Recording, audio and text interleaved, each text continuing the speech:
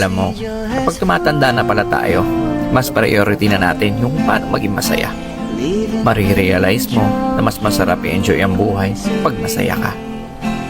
Di mo kailangan makipagtalo sa mga taong walang bilib sa'yo as long as nag-enjoy ka naman sa ginagawa mo. Maiksi lang ang buhay natin, hindi natin kailangan makipag-argumento. Positive people will always choose happiness. Kaya kung saan ka masaya, tuloy mo lang. Enjoy lang natin ang ating buhay kung saan tayo nagiging masaya. Did what I did because I love her so. Will she ever?